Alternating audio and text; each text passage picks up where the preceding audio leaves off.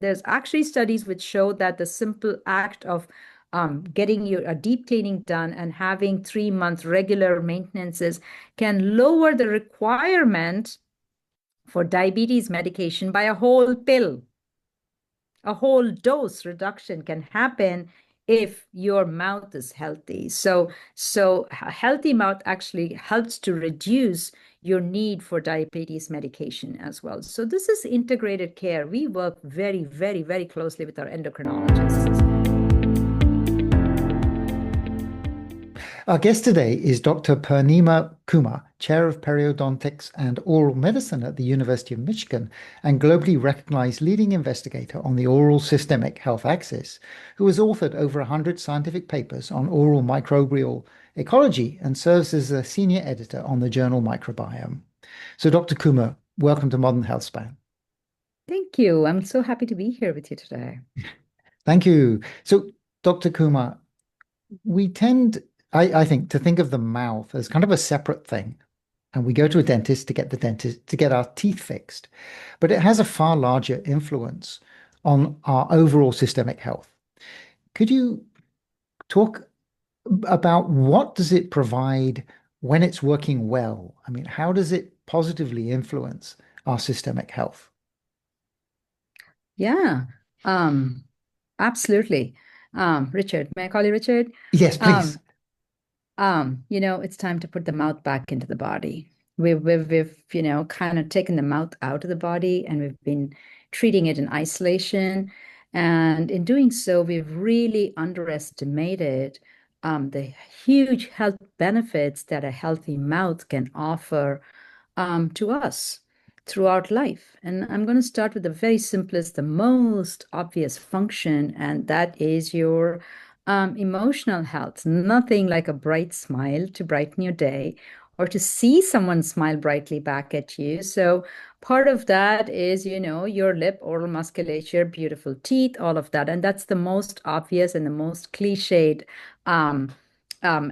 use that the mouth has for you. But apart from that, it affects human physiology, the functioning of your body in many ways. And the most simplest thing is in helping you to chew food. So the functional element of it, your teeth grind food into small manageable bits, and digestion, actually 60% of digestion begins in the oral cavity. The mouth, you have these salivary glands, right? You have spit glands sitting up here, and you have one sitting right here. All of these pour saliva or spit into your mouth, and they contain a lot of enzymes that begin to break down complex carbohydrates, proteins. And you know how they say chew your food 20 times before you swallow? That actually has value, not only in breaking food down and in slowing down and, being mindful and thoughtful about what you eat, but it's also very, very important to jumpstart your digestion. But here's an additional point, and we recently discovered this, and we're beginning to uncover more of this, the bacteria that live in your mouth. And your mouth, when you think of the bacteria that live in your mouth, the mouth is such a small organ, and the rest of your gut is all of the system, right? But the number of bacteria that live in your mouth are actually equal to, if not more than the rest bacteria that live in the rest of your gut system. So you have tons of bacteria that live in your mouth, and they live there with your permission or without it, and they're actually friends with benefits. So they break down. The food that's broken down is now further metabolized by bacteria into bioactives. So your vitamins, your catalysts, your enzymes are released early on in your mouth itself. And so the process of getting the most benefits from your food begins in the mouth because you host this entire large community of bacteria that are metabolizing these products at rocket speed, if you will. So by the time your mouth, you swallow the food, a lot of its benefits have been derived from it. And I'll tell you a very, very small story, and I'm sure you heard this many times before, but what you put in your mouth and how you process that in your mouth plays a very big role in how healthy your heart is. So the story is very simple. Let's think about this. When you go to your cardiologist, what do they tell you? Oh, healthy diet, exercise, eat lots of green leafy vegetables. Yeah? How many times have you heard this? The problem is this. Your human DNA does not have the code, the genetic code for enzymes that can break down those green leafy vegetables. There's this very important enzyme called nitrate reductase. Our human DNA doesn't code for it. Guess what codes for it?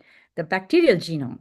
So all the bacteria that live in your mouth actually break down these green leafy vegetables because they have nitrate reductase to release nitrous oxide, nitrates that then concentrate in your spit glands, in your salivary glands.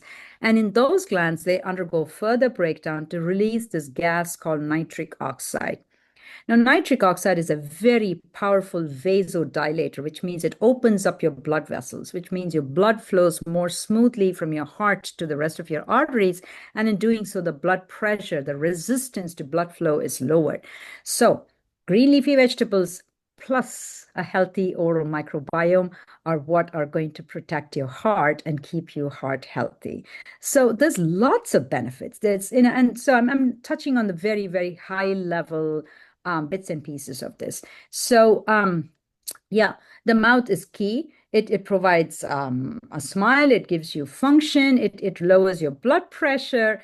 But just by chewing food, you start the breakdown, which means you need less insulin to process this and to take the sugar into your body. So your glycemic index, if you're diabetic, it's even more important to have a full complement of teeth, to have as many teeth as you have, to be able to break your food down into smaller particles. So all of these become important. In fact, if you look at the National Institutes of Dental and Craniofacial Research, NIDCR, which is an institute in the NIH here in the United States, it states that you need to have at least 20 teeth to have optimal chewing function.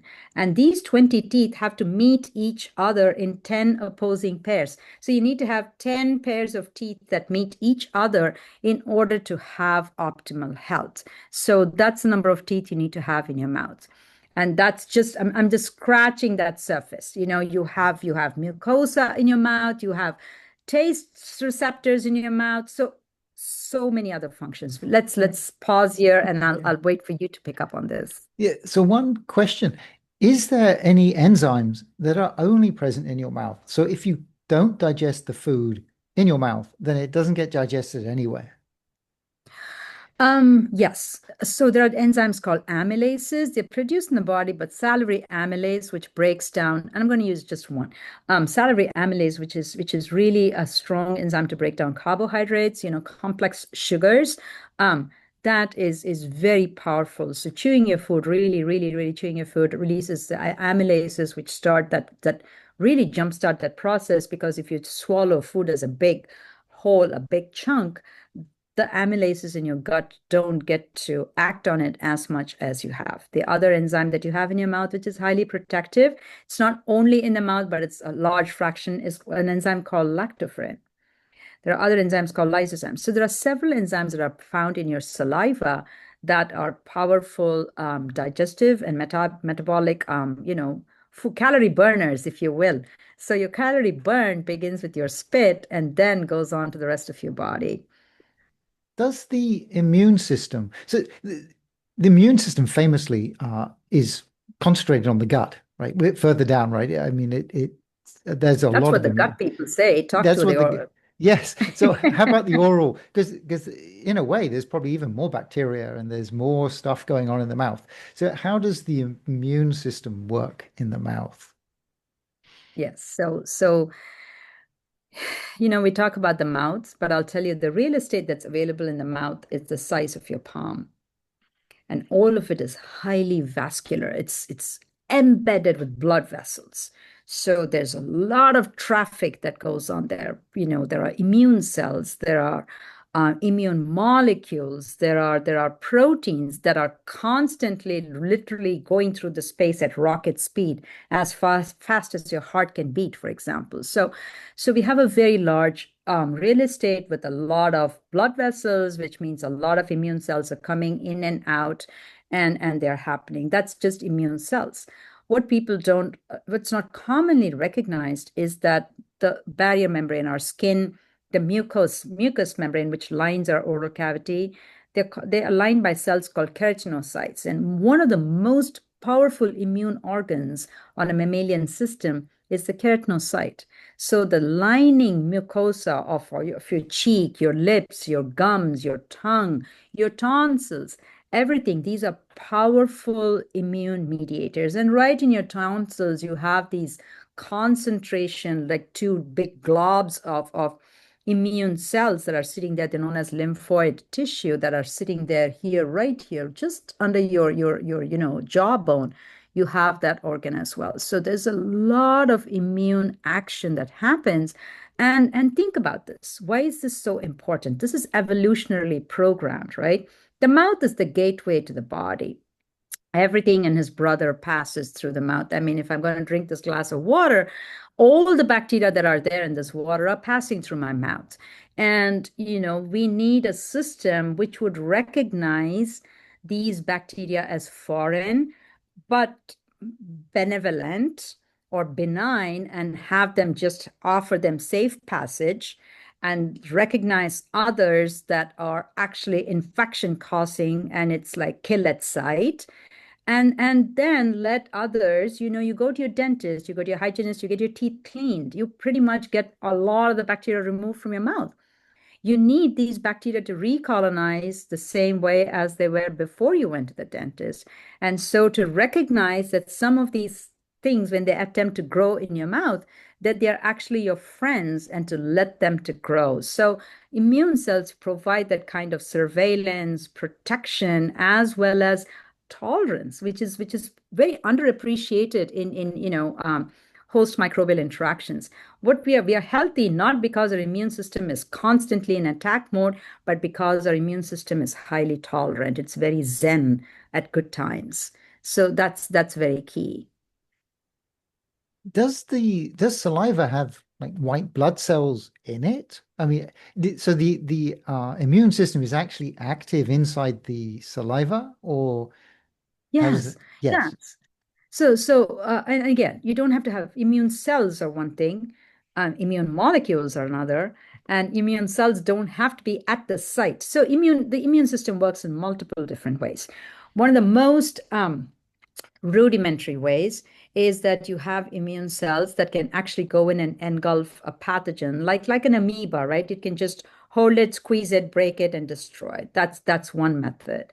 The other method is that an immune cell can toss out all of these proteins that can destroy toxins. They can destroy. They're called antimicrobial peptides.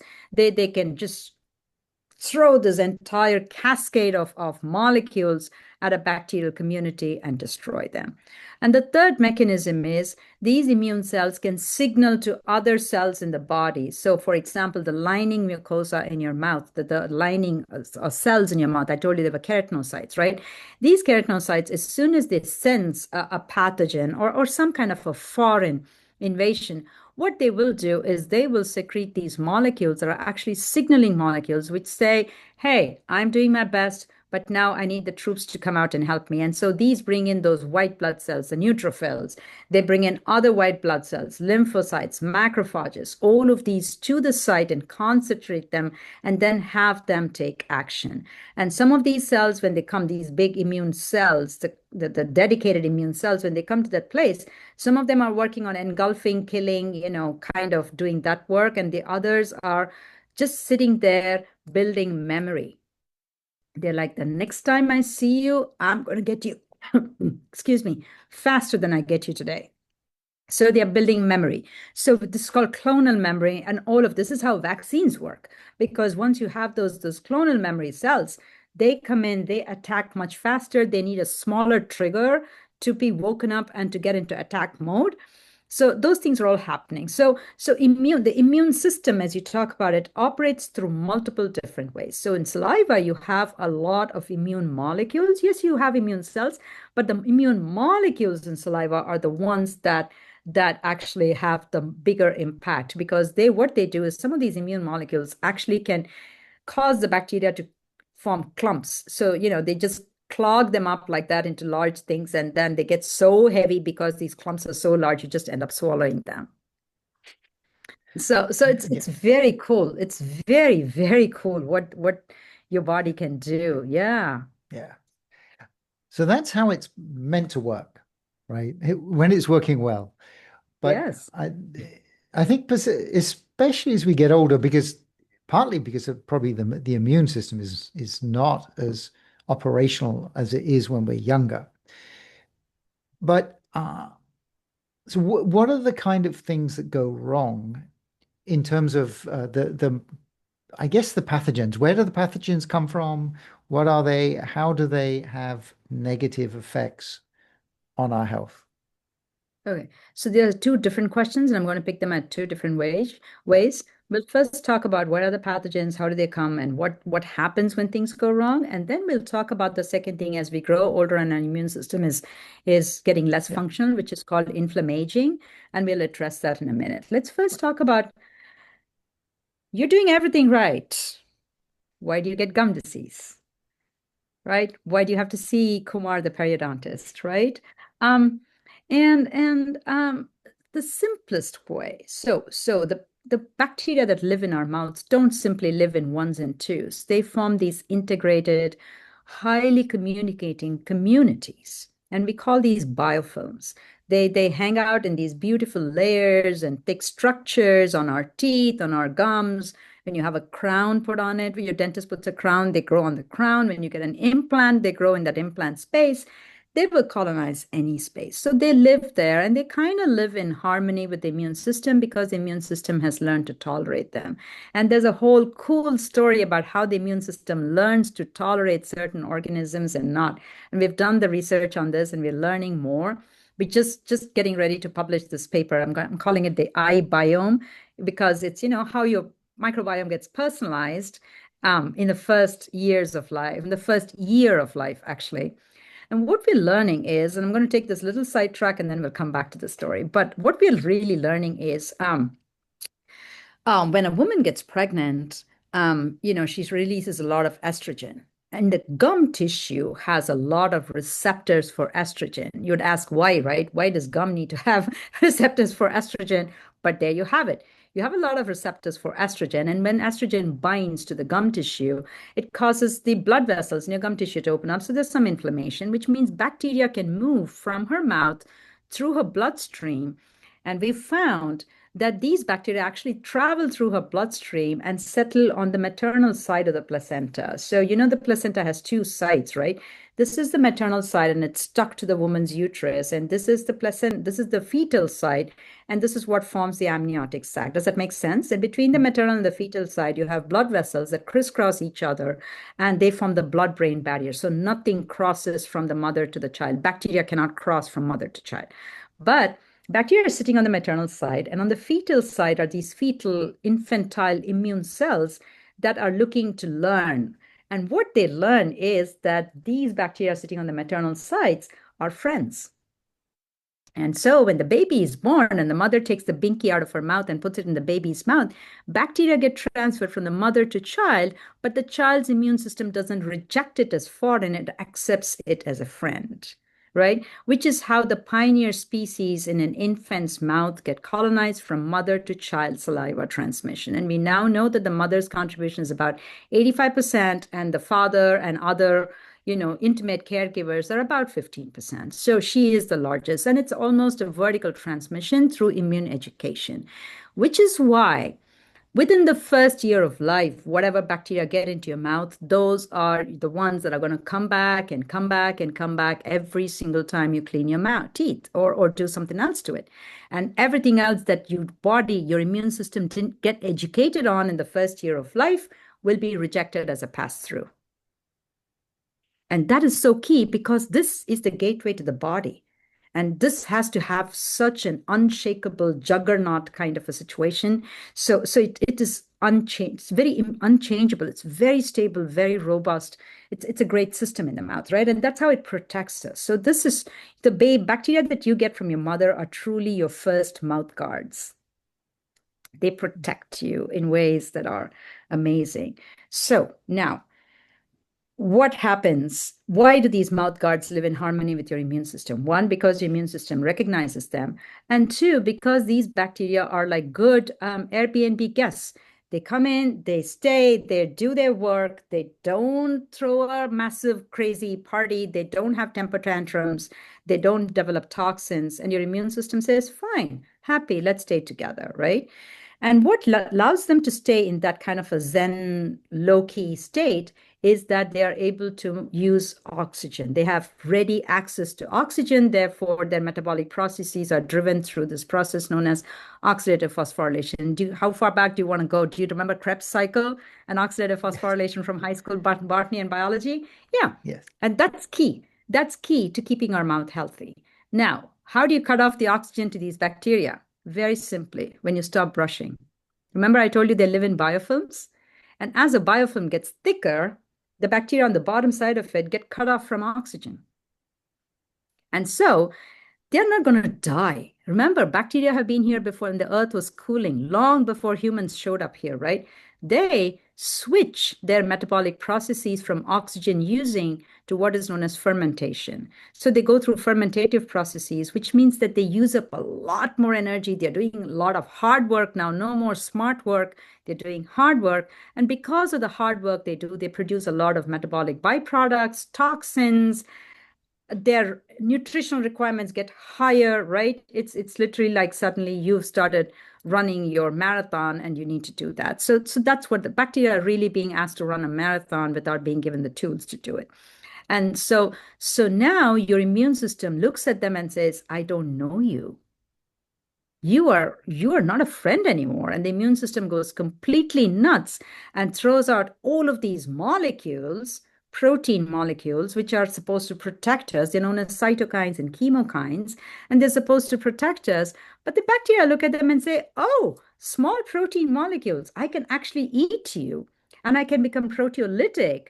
And so now bacteria are having an extra food source, and your gums start bleeding, and the bacteria say, oh, I now have iron that I can use for respiration because you cut off my oxygen. But guess what? I have a process in my body where I can use iron to start breathing.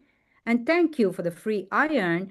And so now you have a community that shifts. So it's not truly a pathogen that comes in from the outside, not like typhoid and tuberculosis and cholera, where you get something from the outside to destroy you. It's just a change in how these relative numbers of these organisms live and how their lifestyle changes. So it's more a lifestyle change that causes gum disease, bleeding gums, gingivitis, all of those things, rather than actually a foreign pathogen that comes in and suddenly grows in your mouth. So I want to set the stage on that. The other way for this pathogen to proliferate is, remember, the mouth is still attached to the rest of your body, and what happens here can certainly and does impact. And our research has shown that some of the things that can impact this change from healthy to disease, we call it normobiosis to dysbiosis, healthy living to crazy living in the bacteria. Three things that we've seen, but that we've studied, and I've studied this for 20, 25 years now, are smoking, vaping, and antibiotic use. Also, to diseases in your body like hyperglycemia, uncontrolled blood sugar, rheumatoid arthritis, obesity, all of these impact these bacteria in your mouth and start shifting them towards dysbiosis, which then is this high alert trigger for your immune system to go completely crazy. The biofilm is forming on your teeth or on your gums or both? Ev- Everywhere, ev- gums, teeth, lips, cheeks, tongue, tonsils, under your gums. They live right, everywhere. And these communities live in niches. So each niche is unique. What lives on your tongue is not exactly the same community that lives between your tooth and your gum. What lives on your tooth is not exactly the same community that lives under your gum. Each is a micro niche. right. Does this kind of the build-up happen with age, or is this something? I mean, so if I'm 50 and I clean my teeth properly, is it the same as when I'm 20 and I clean my teeth properly, or do I need to take further action? Um, um, Cleaning teeth is cleaning teeth, as long as you do an Okay. efficient job. what limitations would you have when you're 50, 60, 70 versus when you were 20, right? One of the things that can happen is as you grow older, the bone that holds your teeth in place. So think about a tooth that's sitting up like this. The bone holds it like a sleeve, right? We call this the tooth socket. It holds it like that. And the gum comes in and covers that as a second sleeve. So it's literally a set of nested sleeves, if you can think about it. So what happens is through chewing, biting, brushing, friction, some amount of that bone that holds the tooth can naturally kind of come down, which means that now you might have bigger gaps between your tooth and your gums, and simple brushing might not be enough. The other thing that happens as people grow older, especially postmenopausal women, is that they start getting more dry mouth. And there are certain medications, particularly antidepressants and antihypertensives, so your blood pressure medication, your depression medication, that can also cause dry mouth. So when you have dry mouth, the function, the flushing action that your saliva has in your mouth is definitely reduced, which means that you develop plaque much more easily. So you might need additional tools to clean between your teeth, to clean hard to access surfaces.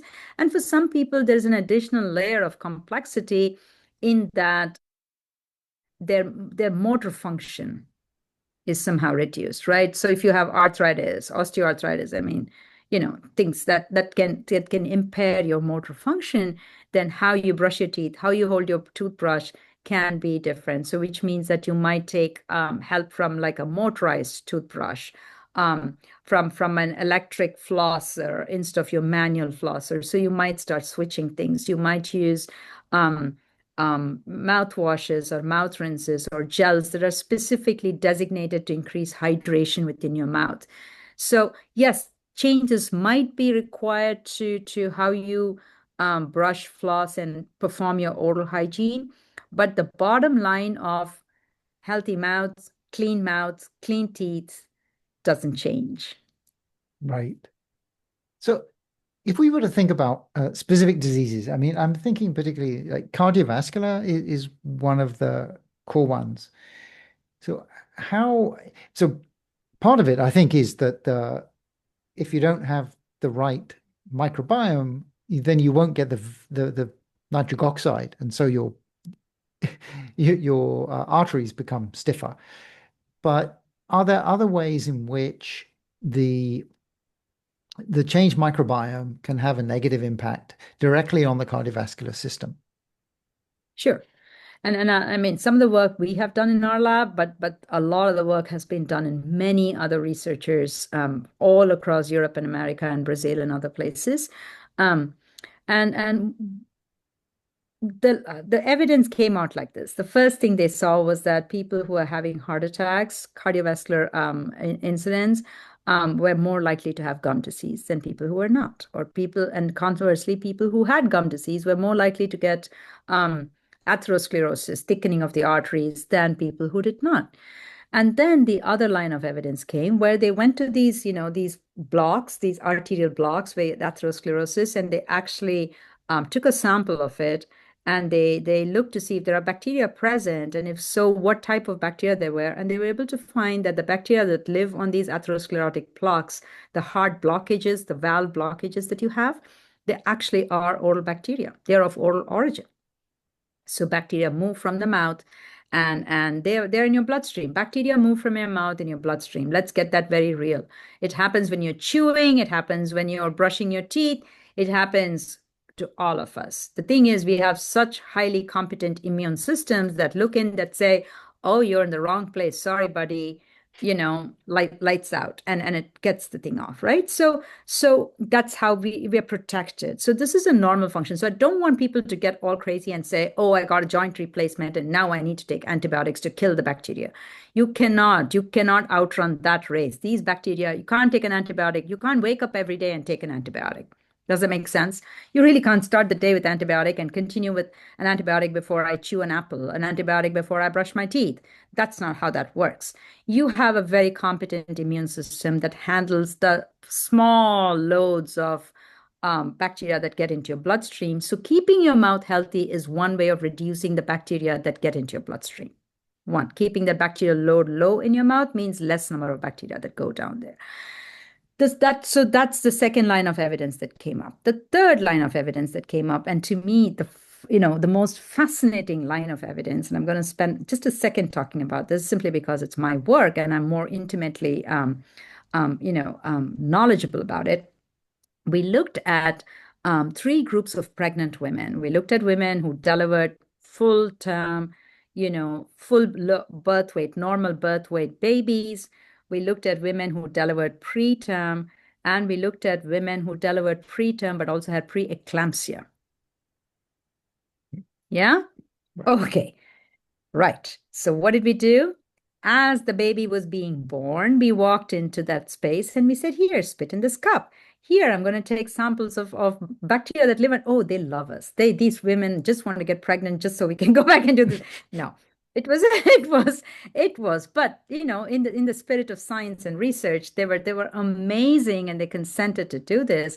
So we collected samples of bacteria that live under the gum line, spit, blood, serum, and the maternal side of the placenta. So we took the placenta out, dissected it, took out the maternal side, and did that.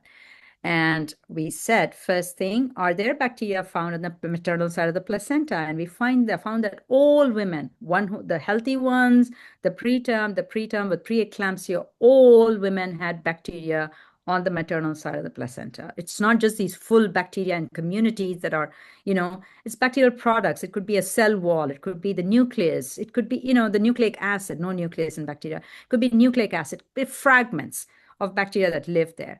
But what these fragments do is that they trigger receptors on the placenta. These are recognition receptors on the placenta. So the placenta has all of these receptors that can recognize bacteria. They're called TLRs, toll-like receptors. And we have about 10 of those in our human systems, and they recognize them. And what we found, this was the coolest thing, the women with preeclampsia, which is like, high blood pressure before you deliver, right? So that's preeclampsia. They had a particular type of TLR, it's called TLR7 and TLR9, that was so high signaling. And TLR7 and 9 are the ones, their ratio, the 7 to 9 ratio is what controls your blood pressure. So women with preeclampsia had this huge. Now, this is a cross-section study, so take it as you may. But there's something to say that, bacteria can translocate from a woman's mouth through her bloodstream to her placenta, where it triggers these receptors to go completely crazy and to up her blood pressure, so she has preeclampsia. So there's something in that story, but that's the circulatory system. That's not directly the heart.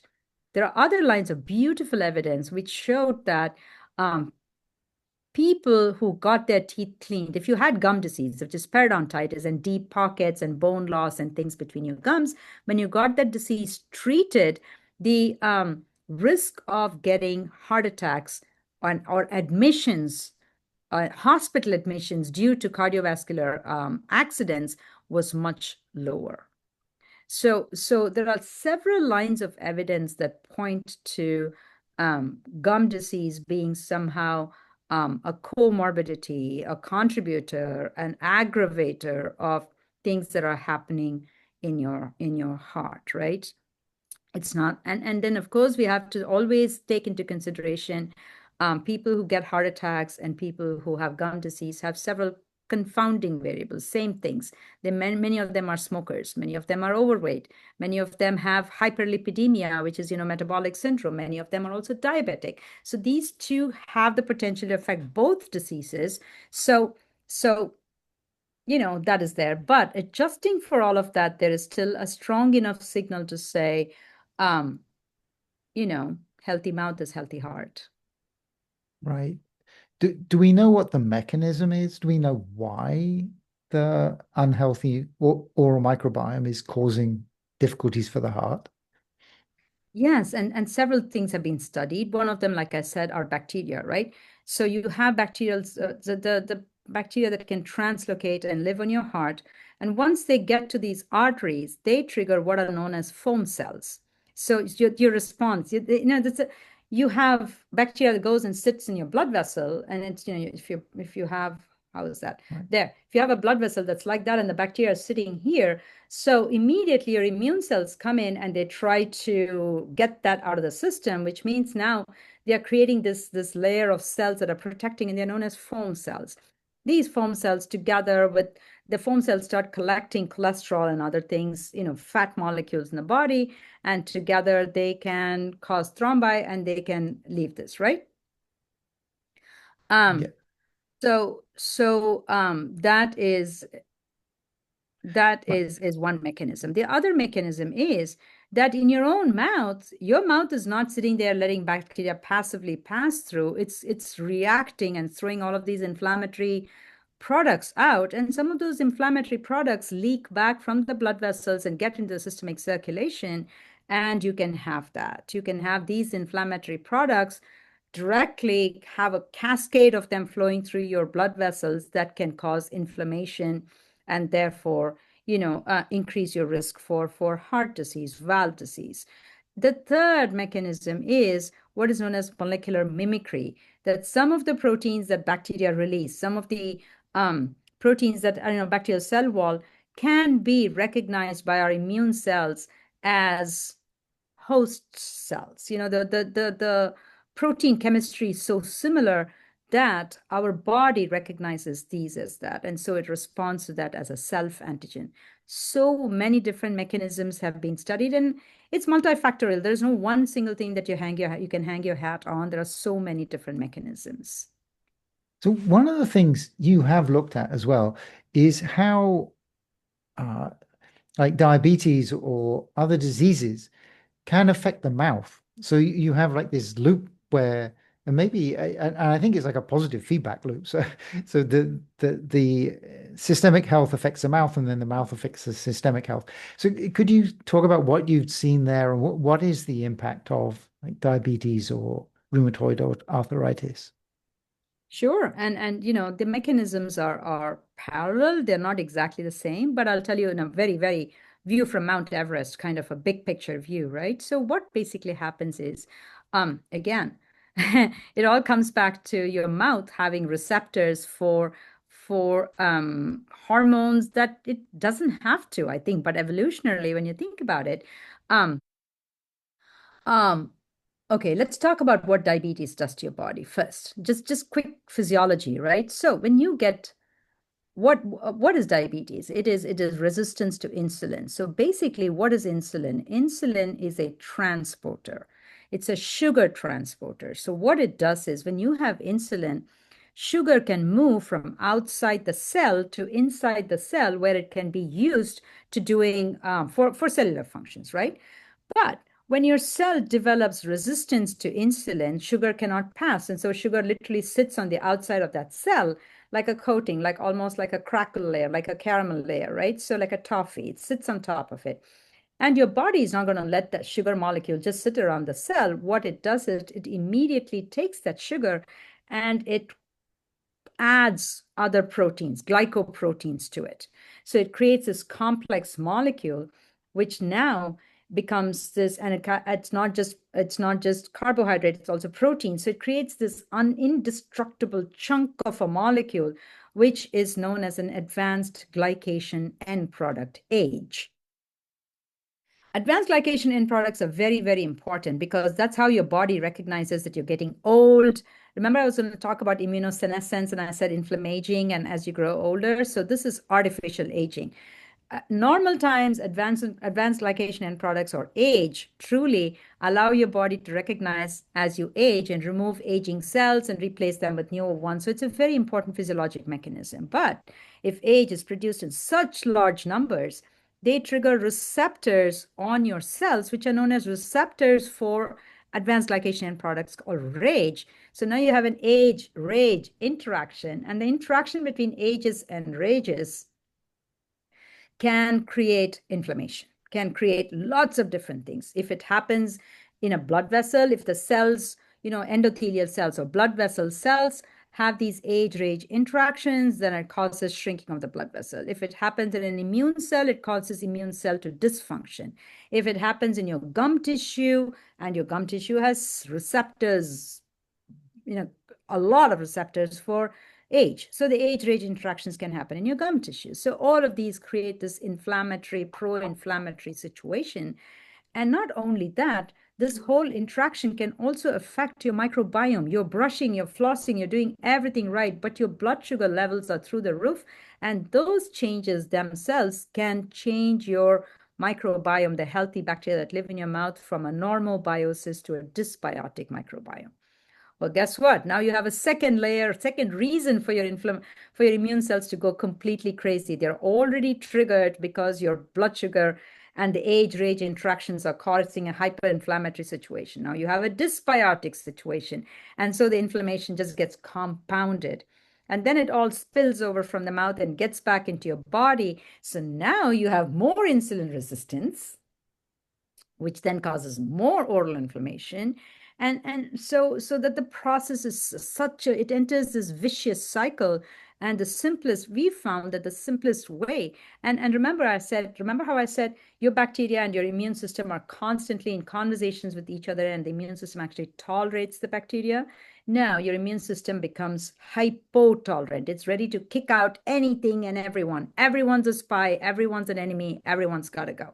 So it becomes that kind of a situation. So your immune system suddenly becomes highly less immunotolerant. Let's say it loses its ability to tolerate any sort of an insult. So with all of these things together, the connections, the communication, the crosstalk between bacteria and immune systems break down. And the first thing we found molecularly is to reestablish those communications for the immune system to take control of the bacteria again and say, yes, you can live here, or no, you cannot live here, keep moving on. And the simplest way we found of doing that is actually to go through and perform oral periodontal therapy. We call this scaling and root planing. People call it deep cleaning, and whatever it takes to bring your gum tissue back to health and to reset your microbiome. And literally, how your computer fails, you press the reboot button and you hold it down. Exactly. Reboot the communications between your immune cells and the bacteria together. And that we've found is hugely helpful. And there's actually studies which show that the simple act of getting a deep cleaning done and having 3-month regular maintenances can lower the requirement for diabetes medication by a whole pill. A whole dose reduction can happen if your mouth is healthy. So a healthy mouth actually helps to reduce your need for diabetes medication as well. So this is integrated care. We work very, very, very closely with our endocrinologists to do this. And rheumatoid arthritis does the same thing. So the inflammation from rheumatoid arthritis creates oral dysbiosis even when your gums are healthy. The dysbiosis causes your gums to go completely crazy, and now you have poor gum health, and people with gum disease have higher, they're called DAS28 scores, the tender joints, the all of those scores. The ESR, which is, C-reactive proteins. These are proteins in your body that are markers of inflammation. They all go up.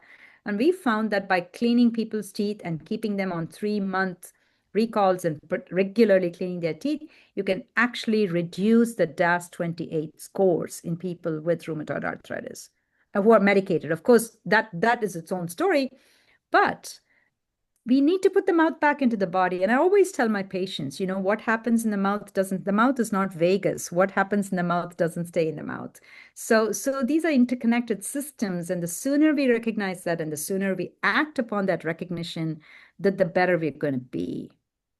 So for people who have reasonably okay oral health, at least they don't have oral health that they are aware of as having a problem. So what are the practical things that we can do? What are the things to look out for? And, like some of the things, particularly some questions that I would have. So you mentioned cleaning and flossing. I mean, anything special on those? Is there things that people frequently do incorrectly? Um, yes, they don't floss. Floss. That's true. Yes. And when I say floss, you don't have to use a string floss. There are so many alternatives. And I hate to say floss because we use the floss as a very generic term, but you need to clean between your teeth. Anything that you can get in there that allows you to clean. Sometimes for some people, it's a little Christmas tree brush. For some people, it's a floss. For some people, it's a water pick, the little power force water forcers that get there. For some people, it's an air flosser. So find the tool that works and really work between your teeth, but because that is really where the bacteria tend to accumulate the most, and those are the hardest to reach. And yes, Okay. eating processed foods causes more sticky biofilms. So it's a very holistic kind of a thing, but in home care, nothing beats brushing and flossing. Right. Yeah, I was going to ask about diet. Is there anything in diet? I mean, obviously, we've got processed foods and candies, but is there anything that's specifically good or anything that's specifically bad in terms of diet for the microbiome? Or yeah, for the microbiome, I'm thinking. Um, Yes, I mean, think about it. It's friction, right? Anything you eat that can create friction will keep that biofilm. I tell my some of my patients and a lot of my students, I say that the important thing about maintaining good oral health is being a good gum gardener. Think of your mouth as a lawn. Don't overwater it, don't underwater it. Mow it so it has access to oxygen Right. and make sure the dandelions and this are taken care of, right? So be a good gum gardener. And part of that is, if you have to mow your lawn, think about friction. Anything that creates friction. I mean, your toothbrush works by friction to remove the biofilm. Foods that are less processed, foods that create friction can be hugely helpful. So mechanical forces, those kinds of foods. Staying hydrated. I cannot overemphasize the importance of staying hydrated. Nothing works if your mouth is dry as sandpaper. So staying hydrated, and that prevents you from getting cavities from your mucus. Our mouth, the lining of our mouth is also lined by mucus. And mucus won't form if your mouth is very dry. So the mucus offers a huge amount of protection, as much as the lining cells, the keratinocytes do. The mucus itself offers a huge amount of protection. And to realize the full potential of those protections, you do want to stay hydrated. So that means less amount of alcoholic foods, alcohol containing things, even mouthwashes, less amount of effervescent things that can reduce um, your ability to stay hydrated. And so saliva provides something very important, which is a buffering capacity. It's perfectly balanced pH. Things that are too acidic, too basic can change the pH, and you want to make sure that it's able to be that kind of a perfect buffering agent for you. Do you like was it tongue scrapers? Tongue scrapers good or bad?